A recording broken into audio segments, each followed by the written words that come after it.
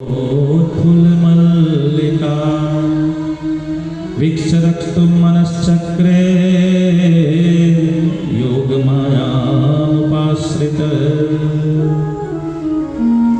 સુખદેવજી મહારાજ એમ કે છે તા રાત્રિ એટલે એ રાત્રિ આવી ગઈ. કઈ રાત્રિ?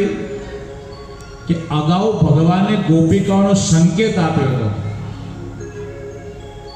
કે હવે જે શરદ પૂનમની રાત આવશે ત્યારે મારું તમારું મિલન થશે. તો એ દિવસની રાહ જોઈને આ બધી ગોપીઓ બેઠી હતી કે એ દિવસ એ રાત ક્યારે આવે એમ. અને આજે એ રાત આવી છે એમ. અને અહીંયા લખ્યું છે કે ગોપિકાઓ સાથે રાસ રમવા માટે ભગવાને પોતાના મનને મનાવ્યું છે. બોલો અત્યારે તમે તમારા મનને મનાવો કે મારે ભગવાનના દર્શન કરવા થશે? તમે મનથી ધારો અત્યારે કઈ પણ વસ્તુ થવાની? ઈશ્વરની કૃપા વગર કશું જ ના થાય. તમારી ટિકિટ સાહેબ કેન્સલ થઈ જાય. હા, જવાના સમયે ક્યાંક સમાચાર આવી જાય કોઈના ગુજરી જવાના. તમે ગમે તે કરો ભાઈ, ધાર્યું તમારું જીવનમાં નહીં થાય.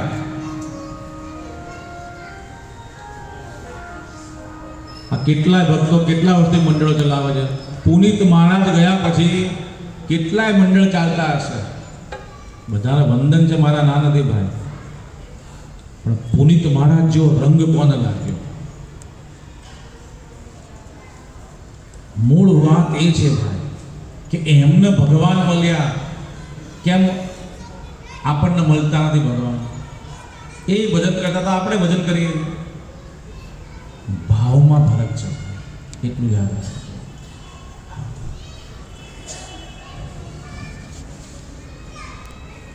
તો ભગવાને મન મનાયો કે આજ મારા ગોપિકાઓ સાથે રાસ રમવી છે, એમને દર્શન આપવા છે. મારા તમારા સાધનથી ભગવાન ક્યારે મળશે નહીં. આ નવરાત્રિમાં ઘણા લોકોએ 9 દિવસ ખાલી પાણી ઉપર ઉપવાસ કર્યા. એમને પૂછ્યું તમને દર્શન થયા કોઈને? એક વખત નહીં, દર નવરાત્રિથી એવા કેટલાય લોકો હશે કે નિર્જળા કરતા હશે. એમને પૂછો આ શું દર્શન થયા ભગવાનના, માતાજીના? એ જ્યારે ઈચ્છા કરશે કે મારા દર્શન આપવા છે ત્યારે દર્શન થશે. મૂળ વાત આ છે કે ભગવાન એ ઈચ્છા કરે તો જ આપણને મળે, આપણી ઈચ્છાથી ના મળે. પણ એને ઈચ્છા થાય ક્યારે? કોઈ શેઠ તમારા ઉપર ક્યારે રીઝી જાય નોકરી કરતા હોય? તમે પૂરેપૂરા વફાદાર રહો, એનો ધંધો વધારી આપો, તમે એને એ રીતે રાજી રાખો ભાઈ, તો એને ઈચ્છા થાય કે લાવવાનો પગાર વધારો, કંઈક એને ભાગીદાર બનાવો. એને પોતાની ઈચ્છા થાય તમારો ભાવ જોઈને. એમ ભગવાન પણ ભક્તોનો ભાવ જોવો છે ને. જો ભગવાનનું શરીર આપણા જેવું નથી, એને ભૂખ ના લાગે ક્યારે. પણ ભક્તોની ઈચ્છા થાય ને કે મારે ભગવાનને જમાડવા છે, તો સબરીના બોર બી ખાય, વિદુરની ભાજી બી ખાય. બાકી આપણા જેવા થોડે શરીરવાળા છે, પંચ મહાભૂતવાળા. એ તો વાલ્મીકી લખે ચિદાનંદમય દેહ તુમારે, ભગવાન રામને કીધું. તો ભક્તોનો ભાવ જોઈને ભગવાન પછી દર્શન આપે છે. હબ્બી હાલ અહીંયા ભગવાન પ્રગટ થાય ને આપણે આપણામાંથી કહે ચલો કોને મારા ધામમાં આવવું છે, કેટલા જવા તૈયાર છે? કે ના બાપા, છોકરાઓને ભણાવવાના બાકી છે, લગ્ન કરાવવાના બાકી છે, આમ કરવાનું બાકી છે. તો નારદ મુનિએ ભગવાનને ફરિયાદ કરી કે ભારતમાં આટલી બધી કથાઓ થાય છે, ભાગવત સપ્તાહ, રામ કથા, નવદા ભક્તિ, આનંદના ગરબા બધું થાય છે. ભગવાન તમે કોઈને મળતા કેમ નથી? ભગવાન કે હું તૈયાર છું. નારદ જાતા લખીને આપ્યું પૂરા કાગળ ઉપર, જા જેને ઈચ્છા એમ દર્શન આપી જા. ઓહો, ભગવાને સહી કરીને આપી દીધો. કૃષ્ણ ભગવાને નારદ મુનિ આયા ભારતની ભૂમિમાં, લાવો આજ ભગવાનના દર્શન કરાવી દો. આટલા બધા કથામાં જાય છે. અમે એક માજી મળ્યા, ભાગવતમાંથી આવતા હતા. ઓહો, આ તો કથામાંથી આવ્યા છે. માજી, ઓહો નારદ મુનિ તમે પ્રણામ. ચાલો ચાલો ભગવાન દર્શન આપવા કે ચાલો ચાલો વિમાન આવ્યું છે, મેયર મોજા અત્યારે કહેવાય કે હે એ તો છોકરાના જોવાના બાકી છે મારે. અત્યારે આવીને શું કર્યું ભગવાનના ધામમાં? અરે માજી 80 વર્ષ થઈ ગયા, એટલે ભલા થઈ ગયા. તમે ઠીક છે સાધુડા, તમારે શું છે? એ માજી ના આયા, રતનપુરમાં ગયા, કોઈક શેઠની દુકાને નારદ મુનિ. પુનિત મહારાજ આખ્યાન બોલતા આવ્યા હતા બધી. કેમ જો શેઠ? ઓહો નારદ મુનિ, તમે હા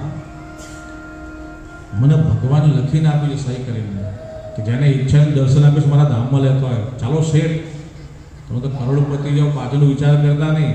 અરે યાર 5 વર્ષ પછી આવ્યો નારદ મુનિ. હા, છોકરો જે નાનો છે મોટો થઈ જાય પછી 5 વર્ષ પછી ગયા. અરે પછી બીજા 5 વર્ષ પછી આવજો. અત્યારે છોકરાને ભણાવવાનું બાકી છે. બહાના ઉપર બહાના ઉપર બહાના. બોલો ભગવાનના દર્શન સાક્ષાત મારો નાથ કે નારદ લઈને દર્શન આપો. આટલી બધી કથાઓ થાય ભારતમાં, એક જણને પણ ઈચ્છા દર્શન નથી. ત્યાં નારદ મુનિએ અત્યારે હેઠા મૂકી ભગવાન તમે સાચા છો. બધા ભજનમાં જાય છે, સત્સંગમાં જાય છે, કોઈને મોક્ષની ઈચ્છા નથી. કોઈને ગાડી જોઈએ છે, કોઈને બંગલા જોઈએ છે, કોઈને છોકરાને લગ્ન કરવા માટે મંદિરમાં આવે છે, કોઈને કોર્ટમાં કેસ પતાવતો મંદિરમાં આવે છે, કોઈ બીમારી માટે મંદિરમાં આવે છે. મારા માટે કોઈ મંદિરમાં આવતો નથી કે તને મળવું છે. પછી બોલ નારદ દર્શન ક્યાંથી આપો? એક ગોપિકા એવી હતી ભાઈ, એણે ઈચ્છા કરી કે મારે તને મળવું છે બસ. એટલે ભગવાને મન મનાયું. એમ જે દિવસે મને તમને ઈચ્છા થઈ ને ભાઈ કે મારે એને આજે ને અત્યારે જ મળવું છે, પ્રબળ ઈચ્છા થઈ, ઉત્કંઠ જાગી જાય. અભી હાલ 1 સેકન્ડ નહીં લાગે. યાદ રાખજો, મારી વ્યાસપીઠથી કહું છું ભાઈ, તમારી પ્રબળ ઈચ્છા થવી જોઈએ. તમે મન મનાવો કે મારે આ જ જન્મમાં ભગવાનના દર્શન કરવા છે, એના માટે મારે કઈ પણ કિંમત ચૂકવવી પડે, કઈ પણ ત્યાગો પણ હું તૈયાર છું. અભી હાલ દર્શન હમણાં જ મળશે. બોલો